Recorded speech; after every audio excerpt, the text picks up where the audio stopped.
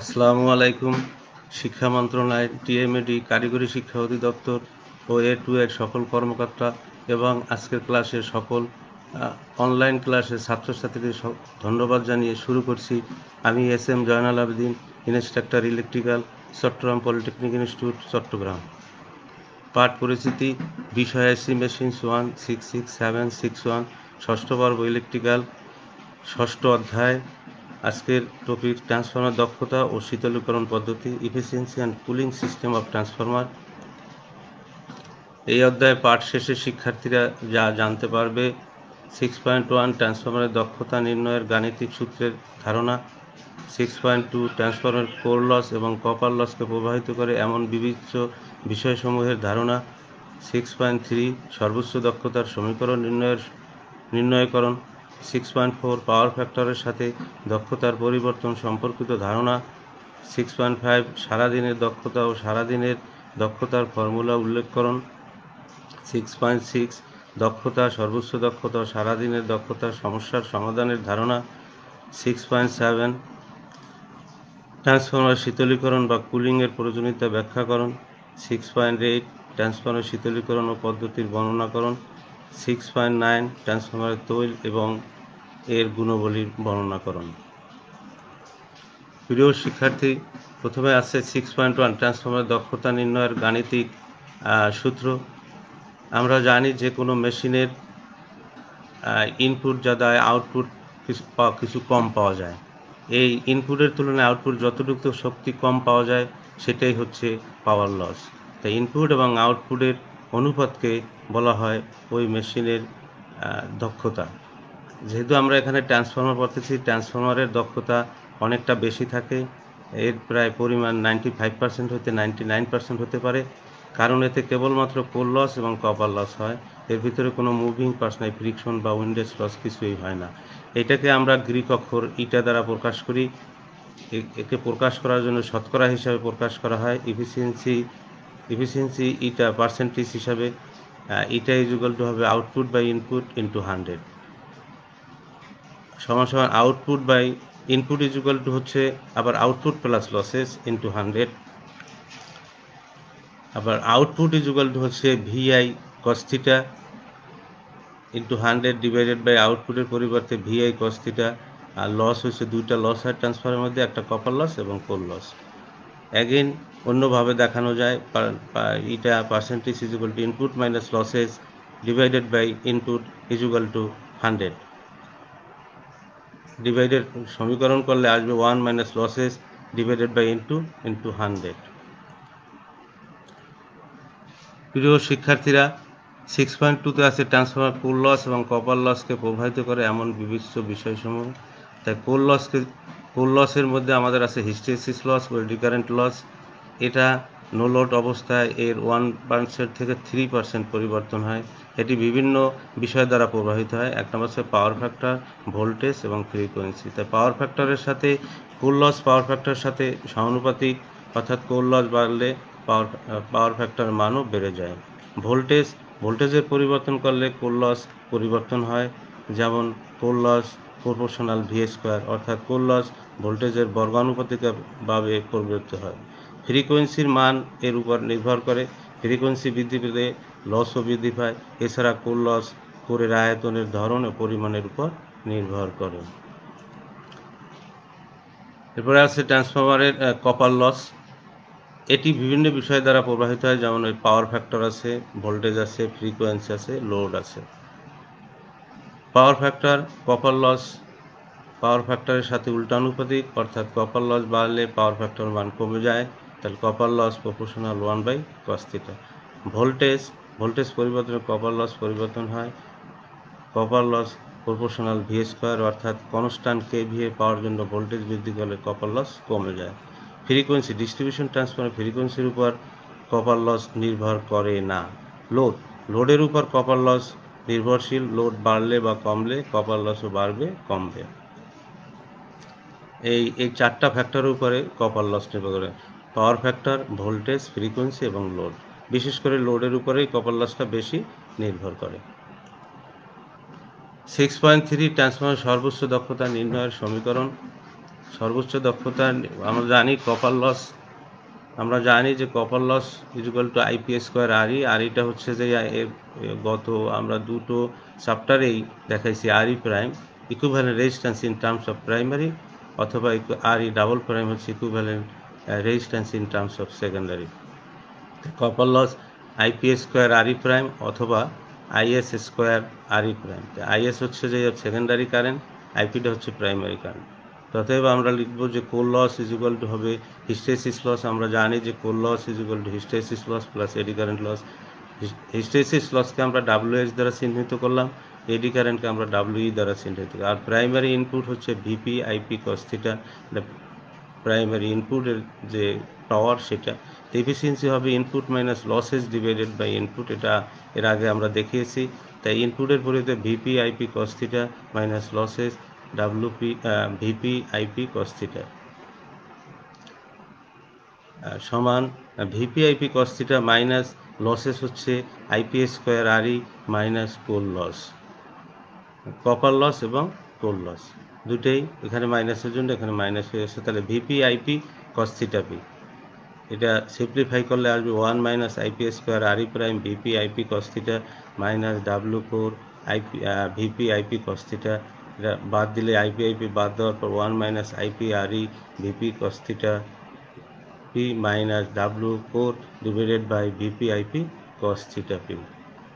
যেহেতু আমরা এখানে কন্ডিশন সর্বোচ্চ দক্ষতার কন্ডিশনটা বাইর করতেছি, তাহলে আমাদের এখানে এখন আইপির মাধ্যমে আমাদের ডিফারেন্সিয়েট করতে হবে। সর্বোচ্চ দক্ষতার condition differentiating both side with the reference to IP. আমরা জানি যে এফিসিয়েন্সি 1 মাইনাস আগের পেজে আছে IP RE prime divided VP cos theta P W core VP IP cos theta. এটা ডিফারেন্সিয়েট করলে কনস্ট্যান্টের ডিফারেন্সিয়েট 0 আর আইপি ডিফারেন্সিয়েট 1 ভিপি আইপি, আর আইপি উপরে থাকলে এখানে আই স্কোয়ার হবে, প্লাস এবং মাইনাস হবে। তো 1/x এর ডিফারেন্সিয়েট 1 মাইনাস 1/x স্কোয়ার, সেই ফর্মুলা ইউজ করে W core divided by VP IP square cos theta P. তাহলে এখন আমরা ম্যাক্সিমামের জন্য del eta by del IP is equal to 0 minus RE prime VP by cos theta plus W core by VP I square cos theta P. এটাকে simplify করলে আমরা পাবো RE is equal to W core divided by I square IP square. সুতরাং IP square is equal to RE prime is equal to 4 loss. তাহলে আমরা দেখতে পাচ্ছি যে maximum condition of maximum transformer যখন ম্যাক্সিমাম এফিসিয়েন্সি হবে তখন কোর লস সমান হবে কপার লস। তাহলে সুতরাং for maximum efficiency core loss সমান কপার লস। প্রিয় শিক্ষার্থীরা, এরপরে আছে এখন সেকেন্ডারি দিক থেকে যদি আমরা যাই, তাহলে এখানে আমরা ওই যে কেভি এর যে রেটিং সেটা সর্বোচ্চ দক্ষতায় কেভি এর লোড এবং ম্যাক্সিমাম এফিসিয়েন্সি। তাহলে আমরা জানি যে ম্যাক্সিমাম যে পাওয়ার যেটা আছে কোর লস কিছু মানে কোর লস সমান ম্যাক্সিমাম এফিসিয়েন্সির সময় কোর লস সমান কপার লস। তাহলে IP square RE, IP square সমান, তাহলে IP is the maximum efficiency current. তাই সিমিলারলি সেকেন্ডারি সাইডে IS square RE double prime is equal to core loss. তাহলে IS is equal to root over core loss divided by RE double prime. Now both side multiply VS by 1000, তাই IS into VS by 1000, VS by 1000 দিয়ে গুণ করলে আমরা এটাকে পাবো।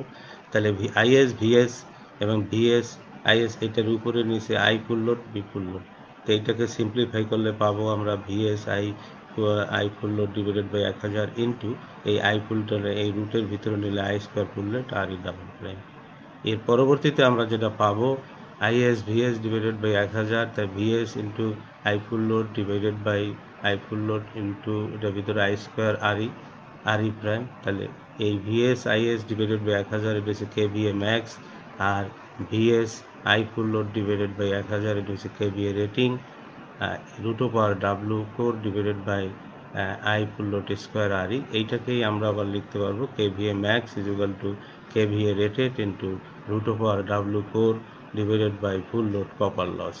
এটাই হচ্ছে যে আমাদের কেভিএ ম্যাক্সিমাম রেটিং বাই করার সময়, যেহেতু ম্যাক্সিমাম কন্ডিশনের সময় যে কেভিএ ম্যাক্স সেটা হবে তো যেখানে আমরা KVA max is equal to VS into IS divided by 1000, KVA rated is equal to VS by IS I full load divided by 1000। প্রিয় শিক্ষার্থীরা, এখন 6.4 পাওয়ার ফ্যাক্টরের সাথে দক্ষতার পরিবর্তন। একটি ট্রান্সফরমারের শতকরা দক্ষতা is equal to output by input, তাই input by losses by input is equal to 1 minus losses by input, যেটা আমরা আগেই দেখিয়েছি। তাহলে এখানে efficiency is equal to 1 minus losses divided by in secondary side VS IS cos theta plus losses. তাহলে 1 minus losses divided by এটাকে আমরা VS by IS দিয়ে ভাগ করি উভয় পক্ষে, তাহলে এখানে থাকবে cos থিটা আর এটা হবে losses by VS by IS। তাহলে losses by VS by IS কে x যদি ধরি তাহলে আমাদের এখানে পাওয়া যাবে 1 minus x by cos theta plus x। তাহলে এখন এখানে এই চিত্রের মধ্যে আমাদের এফিসিয়েন্সি এবং ফুল লোড যখন দেওয়া হবে তখন আমরা এই বিভিন্ন পাওয়ার ফ্যাক্টরে বিভিন্ন কার্ভ এখানে পাবো, পরিবর্তনটা দেখানো হয়েছে। এখানে ফুল লোডের ক্ষেত্রে লোড বাড়লে এখানে এফিসিয়েন্সি আমাদের কম বেশি হবে, সেইটার রেশিও পরিবর্তন থাকে। তাহলে সুতরাং এখানে দেখানো যাচ্ছে যে পাওয়ার ফ্যাক্টরের পরিবর্তনের সাথে সাথে দক্ষতার যে পরিবর্তন হয় তার একটি চিত্র উপরে দেওয়া হয়েছে। এতে দেখা যায় যে বিভিন্ন লোডে বিভিন্ন পাওয়ার ফ্যাক্টরের দক্ষতাও ভিন্ন হয়। প্রিয় শিক্ষার্থীরা, 6.5 সারাদিনের দক্ষতা ও সারাদিনের দক্ষতা ফর্মুলার উল্লেখ করুন। একটা ট্রান্সফরমারের 24 ঘন্টায় আউটপুট এবং গ্রাহকের গৃহীত এনার্জির যে অনুপাত, সেই অনুপাতকেই বলা হয় সারাদিনের দক্ষতা। আমাদের ডিস্ট্রিবিউশন ট্রান্সফরমার সাধারণত প্রাইমারি সাইডে সর্বদা লাইনের সাথে সংযুক্ত থাকে এবং লোডটা সেকেন্ডারি সাইড সব সময় লোড থাকে। তাই সবসময় লোডের সাথে থাকলে লোডটা সবসময় একই থাকে না, লোডটা পরিবর্তন হয়। সেই সাথে সাথে আমাদের কপার লসেরও পরিবর্তন হয়। তাই আমরা যদি শুধুমাত্র কপার লস একটা নির্দিষ্ট সময় না ধরে শুধুমাত্র একটা সময় ধরে হিসাব করি তাহলে আমাদের এই মানে ইফিসিয়েন্সিটা সঠিক হবে না। তাই আমাদের এই কপার লসকে হিসাব করার জন্য সারাদিনের এই দক্ষতা বার করে লসটাকে হিসাব করে বের করতে হয়। তাই এর প্রকৃত দক্ষতা বের করতে হলে সারাদিনের দক্ষতা বের করা হয়েছে। এটা সারাদিনের মানে 24 ঘন্টায় গৃহীত এনার্জির সাথে সারাদিনের ট্রান্সফরমারের লাইন হতে গৃহীত এনার্জির অনুপাত। তাই সুতরাং all day efficiency all day equal to output in kilowatt hour for 24 hours, input in kilowatt for 24 hours.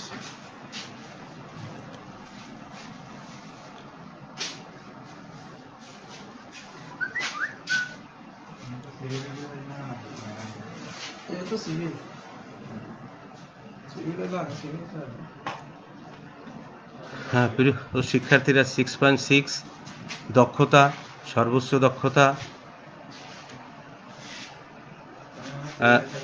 Efficiency, maximum efficiency, all day ইফিসিয়েন্সির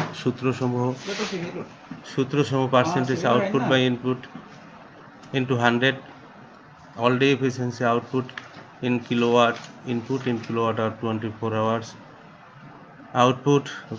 output plus losses into 100, যেটা আমরা আগেই দেখিয়েছি। KVA max is equal to KVA rated into root over W4 by full load copper loss এবং IPS square RE অথবা core loss for maximum বেশি core loss আর copper loss সমান। প্রিয় শিক্ষার্থীরা, আমরা এখন প্রশ্ন অঙ্কে যাব, অঙ্কের সমাধান করব।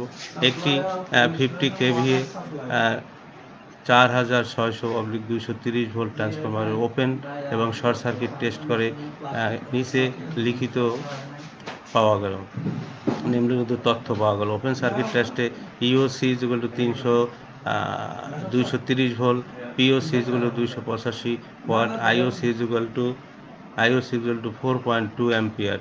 শর্ট সার্কিট টেস্ট করে ডাটাগুলো পাওয়া গেল। ESC is equal to 150 volt, PSC is equal to 615 watt, ISC is equal to 10 ampere.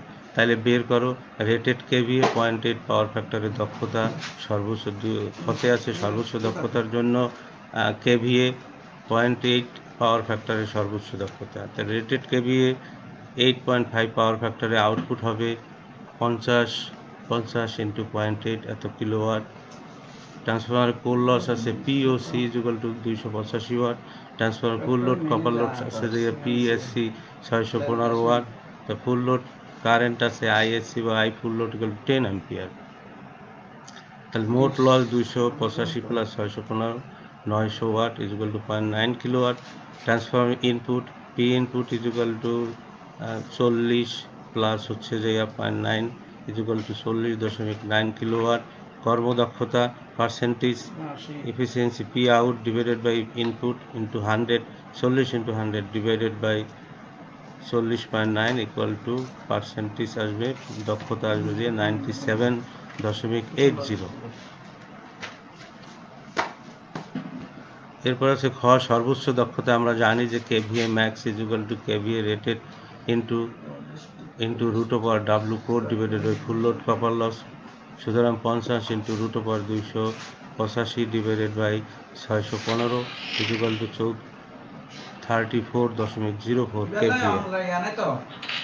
গতে সর্বোচ্চ দক্ষতায় 0.8 power factor transfer output P out is equal to সর্বোচ্চ দক্ষতা আছে এত কেভিএ রেটিং এত ইন্টু 0.8, তাহলে কেভিএ কে পাওয়ার ফ্যাক্টর দিয়ে গুণ করলে সবসময় কিলোওয়াট হয়ে যাবে।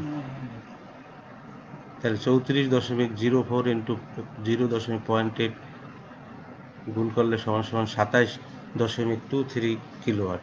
আবার সর্বোচ্চ দক্ষতায় কোর লস সমান কপার লস, তাই মোট লস হবে 285 যোগ 285 is equal to 570 watt is equal to 0.7 kilowatt.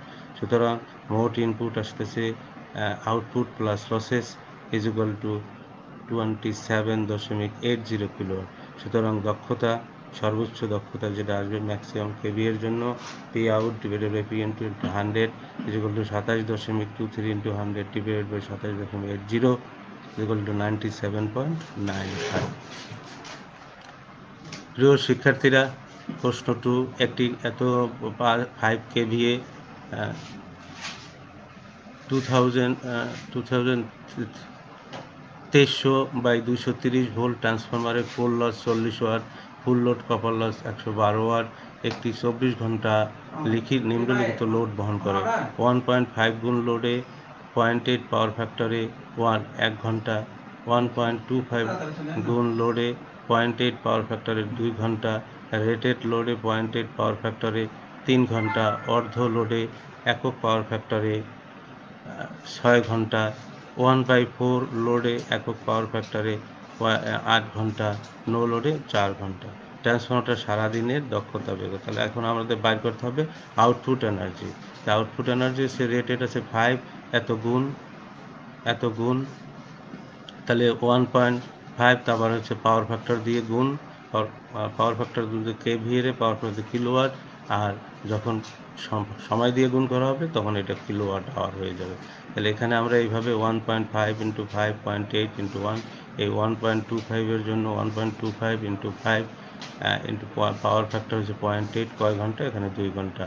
Similarly এইভাবে সবগুলো বসাই দিয়ে আমাদের সব গুণ করার পরে ই করলে আসবে যে 54.54 কিলোওয়াট। সুতরাং কোর লস আছে 24 ঘন্টার জন্য 40 into 4 900 kilowatt hour is equal to 0.96 kilowatt hour. এরপরে বাইর করতে হবে আমাদের এই 24 ঘন্টার কপার লসটাকে বের করতে হবে। 24 ঘন্টার কপার লস ইন 24 আওয়ার্স, তাহলে আমাদের যেটা দেওয়া থাকবে সেই অংশের স্কোয়ার ইন্টু হচ্ছে যে কপার লস দেওয়া আছে কত 112 ওয়াট, তাহলে এটা কিলোওয়াট করে নেওয়া হয়েছে 0.112 ইন্টু 1 হচ্ছে যে ঘন্টা, তাহলে কিলোওয়াট আওয়ার হয়ে যাবে। তাহলে এইভাবে আমরা প্রতিটা 1.5 ইন্টু 0.2 112 গুণন 2, আবার 1 স্কোয়ার যেহেতু রেটেড আছে 1-এর অংশের স্কোয়ার আসবে 0.12, এইভাবে করে আমরা এই যে ভ্যালু যেটা পাবো এটা হলো যে 1.162 কিলোওয়াট। তাই ইনপুট এনার্জি ফর 24 আওয়ার্স এই দুটো যোগ করলে আসবে 56.622 কিলোওয়াট। সুতরাং অল ডে ইফিসিয়েন্সি আসবে যে output energy for 24 hours input energy for 24 hours into 100, 54.5 divided by 56.662 into 100, 96.25%। প্রিয় শিক্ষার্থীরা, এখন আছে 6.7 ট্রান্সফরমার শীতলীকরণ বা কুলিংয়ের প্রয়োজনীয়তা। তাহলে যে কোনো মেশিন মানে চলতে থাকলে তা উত্তাপের মাধ্যমে কিছু লস হয়, সেই লস দ্বারা আমাদের উত্তাপে তাপ আকারে প্রকাশ করে। এই লসগুলো হচ্ছে ওয়েন্ডিংয়ের কপার লস, যেহেতু আমরা ফ্রিকশন লস এবং বিভিন্ন ধরনের যান্ত্রিক অংশের ঘর্ষণজনিত লস, কিন্তু এই আমাদের এখানে যেহেতু ট্রান্সফরমার ওয়েন্ডিং আছে, তো ওয়েন্ডিংয়ে সাপ্লাই দিলে আমাদের এখানে এটা গরম হয়ে এবং তাপ হবে। এই তাপকে প্রশমিত করে না রাখলে একসময় মেশিনটি নষ্ট হয়ে যাবে। তো এটাকে প্রশমিত করার জন্য এই যে পরিমাণ তাপ প্রতিহত মানে উত্তাপ সৃষ্টি হয়, সেই পরিমাণ তাপকে প্রতিহত করার জন্যই এটাকে ঠান্ডা করে মানে সীমিত রাখতে হবে। এই জন্য আমরা ট্রান্সফরমার শীতলীকরণ করা হয়, এতে ট্রান্সফরমার কর্মদক্ষতা বৃদ্ধি পায় এবং স্বাভাবিক কার্যক্রম করতে পারে। প্রিয় শিক্ষার্থীরা, 6.8 ট্রান্সফরমার শীতলীকরণ পদ্ধতির বর্ণনা। Describe the methods of cooling system of the transformer. নিম্নে ট্রান্সফরমার শীতলীকরণ পদ্ধতি বর্ণনা দেওয়া হলো। স্বাভাবিক বা ন্যাচারাল কুলিং। প্রথমে আছে স্বাভাবিক বা ন্যাচারাল কুলিং। এখানে ট্রান্সফরমার অয়েল আছে, এখানে রেডিয়েটর আছে, এখানে বায়ুর মাধ্যমে ছোট ছোট ট্রান্সফরমার এবং ইনস্ট্রুমেন্ট ট্রান্সফরমার মধ্যে সৃষ্ট তাপ পরিবহনের প্রণালীতে সর্বত্র ছড়াইয়ে পড়ে এবং বিকিরণ পদ্ধতিতে স্বাভাবিক ঠান্ডা হয়ে যায়। এই পদ্ধতি সাধারণত কেভিএ রেটিং ট্রান্সফরমার ঠান্ডা করার জন্য ছোট ছোট কম রেটিংয়ের ট্রান্সফরমারকে এটা উত্তাপ করা হয়। যে উত্তাপ ট্রান্সফরমার বডিতে আসে তা পরবর্তীতে বাতাসের সংস্পর্শে এসে ঠান্ডা হয়ে যায়। বাতাসের মাধ্যমে ছোট ছোট যেগুলো আছে আমাদের এখানে, এগুলোকে ঠান্ডা করা হয় স্বাভাবিক বা ন্যাচারাল কুলিংয়ের ক্ষেত্রে। দুইতে আছে উচ্চ চাপযুক্ত বাতাস দ্বারা কুলিং, ফোর্স এয়ার কুলিং। এই পদ্ধতিতে যেখানে ফিল্টার করা বাতাস এই ওয়েন্ডিংয়ের ট্রান্সফরমার মেইন ওয়েন্ডিংয়ের মধ্যে দেওয়া হয়। এখানে তৈল আছে, মেইন ট্যাঙ্কের মধ্যে যে কোর উইথ ওয়েন্ডিং ইনসুলেশন দেওয়া থাকে, এর ভিতরে এখানে ফোর্সলি বাতাস দিয়ে এটাকে ঠান্ডা করা হয় এবং এখানে বাতাস বাইর করে দেওয়ার পদ্ধতি আছে। এই পদ্ধতিতে ট্রান্সফরমার নিচের দিকে ফিল্টার করা ঠান্ডা বাতাস ব্লোয়ারের দ্বারা প্রবেশ করা হয়, ফলে এ ঠান্ডা বাতাস কোর এবং কয়েলের মধ্যে দিয়ে প্রবাহিত উপরের দিক দিয়ে বের হয়ে যায় এবং এটা আস্তে আস্তে ঠান্ডা হয়ে যায়। তৈলে নিয়োজিত self cooling, oil immerse self cooling. এই পদ্ধতিতে ট্রান্সফরমার কোর এবং কয়েল সম্পূর্ণটাই ইনসুলেটিং অয়েলে নিয়োজিত থাকে। এইরূপ ট্রান্সফরমার ট্যাঙ্ক এবং বাহিরের দিক দিয়ে কতগুলো লোহার টিউব বা পাইপ লাগানো থাকে। এখানে ওয়েন্ডিং আছে, এখানে তৈল আছে, এখানে পাইপ দেওয়া রেডিয়েটর দেওয়া আছে, দুই সাইডেই রেডিয়েটর, এখানে কনজারভেটর দেওয়া থাকে। এখানে অয়েলটাকে সাপ্লাই করা হয়, অয়েলটাকে কুলিংয়ের মাধ্যমে রেডিয়েশনের মাধ্যমে রেডিয়েটর ঠান্ডা করা হয়। এরূপ ট্রান্সফরমার ট্যাঙ্কের বাহিরের দিক দিয়ে কতগুলো লোহার টিউব বা পাইপ লাগানো থাকে। এই পাইপগুলো সবসময় ট্রান্সফরমারের অয়েল দ্বারা পরিপূর্ণ থাকে। পূর্ণ লোডে ট্রান্সফরমারের কোর এবং কয়েল যখন গরম হয়, তখন তৈল গরম হয়ে হালকা হয় এবং উপরে উঠে। এই গরম হালকা তৈল পাইপের ভিতরে ঢুকে এবং পাইপের ঠান্ডা ভারী তৈল ট্রান্সফরমার ট্যাঙ্কে প্রবেশ করে। এরপর পাইপের গরম তৈল বাতাসের সংস্পর্শে ঠান্ডা হয়ে নিচের দিকে যায়, যার ফলে ট্রান্সফরমার নিজেই তৈলের সাহায্যে ঠান্ডা হয়। এই পদ্ধতিতে থার্মোসাইফন বলে। এই পদ্ধতিতে আর একটা পদ্ধতি থার্মোসাইফন। তৈলে নিয়োজিত চাপযুক্ত water cooling, oil immerse force water cooling. এখানে ট্রান্সফরমার, এটা অয়েল, এটা হচ্ছে ট্রান্সফরমার ওয়েন্ডিং। এখান দিয়ে ঠান্ডা বাতাস, এখানে ঠান্ডা পানি এখান দিয়ে দেওয়া হয়। হট পানিটা তৈলটা গরম, এই ঠান্ডা পানিটা আবার এদিক দিয়ে হট হয়ে বাইর হয়ে যায়। আর এখান দিয়ে আছে পাইপ, স্পাইরাল পেঁচানো পাইপ দেওয়া থাকে, তাহলে এখান দিয়ে যখন ঠান্ডা পানি দেওয়া হবে, তাই এই গরম ওয়াটারের মধ্যে ঠান্ডাটা এটা দিয়ে এটা আবার হিট হয়ে যাবে, হিট হয়ে এখান থেকে বাইরে যাবে পানিটা, কিন্তু এখানে মাঝখানে এই তৈলটাকে ঠান্ডা করে দেবে। এই ব্যবস্থায় কোর এবং কয়েল তৈলে নিয়োজিত থাকে এবং ট্রান্সফরমারের উপরে গরম তৈলের মধ্যে একটি তামার নলের কপার টিউব বসানো থাকে। বাহির হতে নলের মধ্যে ঠান্ডা পানি উচ্চ চাপে প্রবাহিত করা হয়। যখন ঠান্ডা পানি নলের মধ্যে দিয়ে প্রবাহিত হয় তখন নল ঠান্ডা হয়, ফলে এই নলের চারিদিকে গরম তৈল ঠান্ডা হয়ে নিচে যায়, নিচের গরম তৈল উপরে উঠে আসে। ফলে ট্রান্সফরমারে ঠান্ডা হয়ে যায়। এর সবচেয়ে বড় অসুবিধা হলো কোনো প্রকার যদি তামার নল ছিদ্র হয়ে যায় তবে ট্রান্সফরমার সম্পূর্ণ তৈল দূষিত হয়ে যাওয়ার সম্ভাবনা থাকে। যেহেতু এই পাইপ যদি ছিদ্র হয়ে যায় কোনো কারণে, তাহলে এই তৈলটা পুরোটাই নষ্ট হয়ে যাবে। এটাই হচ্ছে যে এর ডিমেরিটস।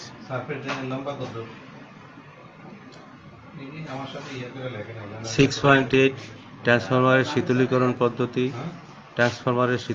পদ্ধতি। নিম্নে ট্রান্সফরমারের শীতলীকরণ পদ্ধতির বর্ণনা। এখানে তৈলে নিমজ্জিত চাপযুক্ত বাতাস দ্বারা কুলিং।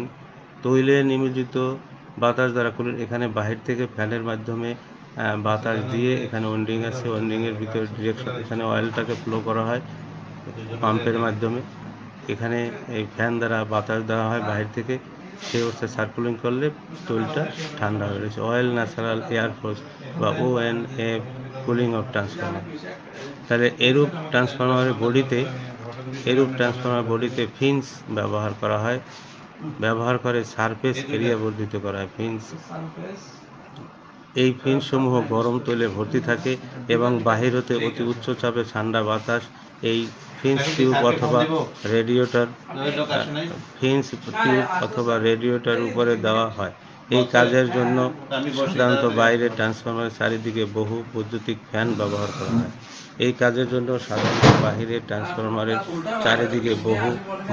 ফ্যান ব্যবহার করা হয়।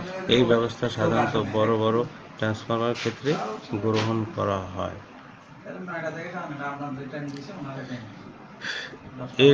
এরপর আছে অয়েল ফোর্স ওয়াটার টিউব পদ্ধতি।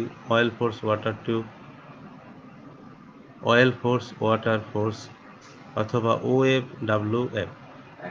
এই পদ্ধতিতে এখানে পাম্পের মাধ্যমে তৈলটাকে ফ্লো করা হয়। এখানে হিট এক্সচেঞ্জার আছে, ওয়াটার ইনলেট পানিকে দিক দিয়ে দেওয়া হয় এবং পানি এখান থেকে ওয়াটার আউটলেট হয়ে যায় এবং এর ভিতরে যে আছে এই বাতাসটাকে এখান থেকে ঠান্ডা এটা এই ট্যাঙ্কের মধ্যে দেওয়া হয়। ট্যাঙ্কের মধ্যে দিলে এই ট্যাঙ্কের যে তৈল আছে সেই তৈলটাকে ঠান্ডা করে দেয়। তাহলে এই পদ্ধতিতে ট্রান্সফরমারের পাম্পের মাধ্যমে তৈলকে সার্কুলেশন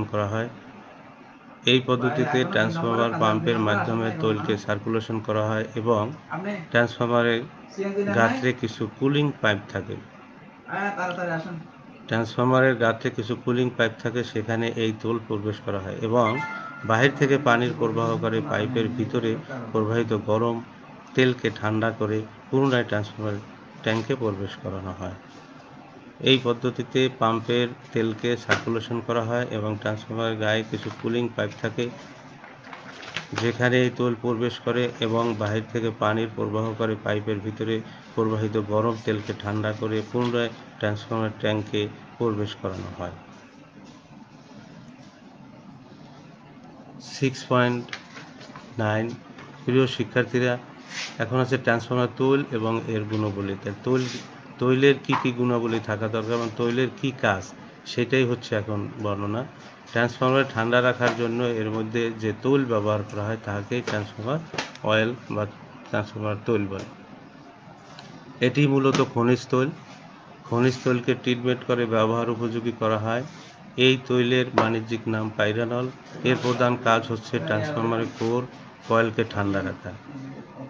আবার বলছি আমি, এর প্রধান কাজ হচ্ছে ট্রান্সফরমারের কোর এবং কয়েলকে ঠান্ডা রাখা।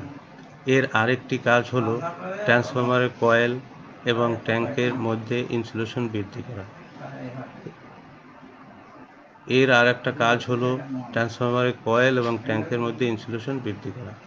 ট্রান্সফরমার তৈলের নিম্নলিখিত ধর্ম বা গুণাবলী থাকা অবশ্যই দরকার। এটা থাকতে হবে অতি উচ্চমানের রোধক। ট্রান্সফরমার তৈলের ভিতরে এর রেজিস্টিভিটিটা বেশি হতে হবে। ডাইইলেকট্রিক স্ট্রেংথটাও বেশি হতে হবে। এর মধ্যে কোনো প্রকার স্লাস থাকতে পারবে না বা কোনো গাত পড়তে পারবে না, তলানি পড়তে পারবে না বা কোনো স্কেল পার্টিকেলস থাকতে পারবে না, কোনো তলানি থাকবে না বা অ্যাসিডিটি হতে পারবে না। কোনো আঠালো পদার্থ থাকবে না, ভিসকোসিটি থাকতে হবে, সহজে বাষ্প হবে না, সহজে বাষ্প হবে না, জলীয় বাষ্প মুক্ত হতে হবে, অদাহ্য হতে হবে, কোনো প্রকার ভাসমান পদার্থ থাকতে পারবে না, অম্ল বা ক্ষার বা সালফার জাতীয় পদার্থ হইতে মুক্ত হতে হবে, অম্ল ক্ষার বা সালফার জাতীয় পদার্থ হইতে মুক্ত হইতে হবে, তৈলের আপেক্ষিক গুরুত্ব 0.8 হওয়া উচিত, তৈলের আপেক্ষিক গুরুত্ব 0.8 হওয়া উচিত, এবং তৈলের ভিসকোসিটি বা জমে যাওয়ার প্রবণতা কম থাকতে হবে, ভিসকোসিটিটা অবশ্যই কম থাকতে হবে, কারণ জমে গেলে মানে তৈলটা দ্রুত ঠান্ডা হবে না এবং নষ্ট হয়ে যাবে। এই প্রিয় শিক্ষার্থীরা, তোমরা এইটা মানে এই তৈলের ব্যবহার এবং গুণগুলিগুলো ভালোভাবে পড়াশোনা করবে এবং তাহলে পরীক্ষার সময় তোমাদের এটা লিখতে সুবিধা হবে। এরপরে আছে যে এবার বাড়ির কাজ দেখাও যে সর্বোচ্চ দক্ষতায় ট্রান্সফরমার কোর লস এবং কপার লস সমান, যেটা আমরা প্রমাণ করেছি 6.3-তে। সেটা তোমরা একটু ভালোভাবে দেখবে, এই কোশ্চেনটা বারবার আসে, সর্বোচ্চ দক্ষতায় ট্রান্সফরমার কোর লস এবং কপার লস, তাহলে আমাদের এই প্রমাণটা করতে হবে। তারপর ট্রান্সফরমারে তৈলে নিমজ্জিত সেলফ কুলিং ও এনএ পদ্ধতির বর্ণনা দাও। ট্রান্সফরমারে তৈলে নিমজ্জিত চাপযুক্ত ওয়াটার কুলিং এর পদ্ধতি বর্ণনা করো। ট্রান্সফরমার তৈলের কাজ ও গুণাবলী লিখো। একটি 20 KVA 2200/220 volt 50 hertz transformer test করতে নিম্নলিখিত তথ্যগুলি পাওয়া গেল। Open circuit test EOC = 220 volt, POC = 148 watt, IOC = 4.2 ampere.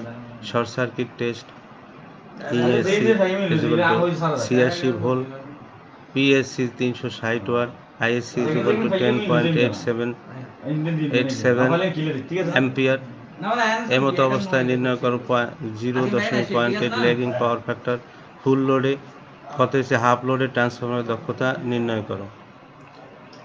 আমি আবার বলছি, একটা 20 কেভিএ ট্রান্সফরমার 2200/220 ভোল্ট 50 হার্জ ট্রান্সফরমারের নিম্নলিখিত তথ্যগুলি পাওয়া গেল। EOC = 20 volt 220 volt, POC = 148 watt, IOC = 0.2 ampere. Short circuit test = 86 volt, PSC = 360 watt, IC = 10.87 ampere. এমতো অবস্থায় নির্ণয় করো 0.8 ল্যাগিং পাওয়ার ফ্যাক্টরে ফুল লোডে এবং হাফ লোডে কর্মদক্ষতা, যেটা আমরা এর আগে প্রশ্ন 1-এ উদাহরণ সহ করে দিয়েছি, সেটা একটু খেয়াল করলে তোমরা এটা পারবা। এরপরে আছে প্রশ্ন 6, একটি 5 কেভিএ ট্রান্সফরমারে কোর লস 50 ওয়াট এবং ফুল লোড কপার লস হচ্ছে 125 ওয়াট। এটি 24 ঘন্টায় নিম্নলিখিত লোড বহন করে। ক 7.5 কেভিএ লোডে 0.8 পাওয়ার ফ্যাক্টরে 2 ঘন্টা। খ রেটেড লোডে 0.9 পাওয়ার ফ্যাক্টরে 5 ঘন্টা। গ 4 কেভিএ লোডে 0.95 পাওয়ার ফ্যাক্টরে 6 ঘন্টা।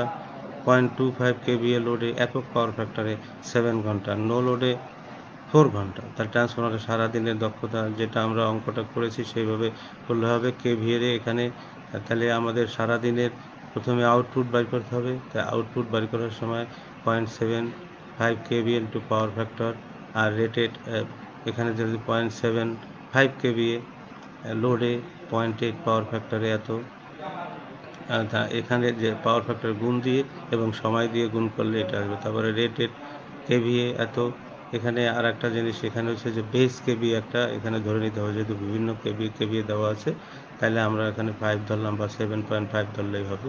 সেটাকে ধরে একটা করে আমাদেরকে বের করতে হবে, তাইলে আমাদের এই অঙ্কটা হয়ে যাবে। তোমরা আশা করি তোমরা এটা প্র্যাকটিস করবে এবং পারবে, এবং পরীক্ষা আসলে অবশ্যই উত্তর দিতে পারবে। তা আগামী মঙ্গলবার আমরা অধ্যায় 7 পড়ানো হবে। এরপরে এই ভিডিওটি পুনরায় দেখতে জাতীয় দক্ষতা বাতায়নের কারিগরি শিক্ষা অধিদপ্তরের পেজ www.skills.gov.bd/dte-তে ভিজিট করুন। সরাসরি ক্লাস দেখার লিঙ্ক www.facebook www.skill.gov.bd। আমি আবার বলছি, এই ভিডিওটি পুনরায় দেখতে জাতীয় দক্ষতা বাতায়নে কারিগরি শিক্ষা অধিদপ্তরের পেজ www.skills.gov.bd/dt তে ভিজিট করুন, অথবা সরাসরি ক্লাস দেখার জন্য www.facebook.com/skills.gov.bd। আগামী মঙ্গলবার অধ্যায় 7 পড়ানো হবে। আশা করি সবাই তোমরা ভালো থাকবা। আজকের ক্লাস এখনই শেষ করছি। সবাইকে ধন্যবাদ।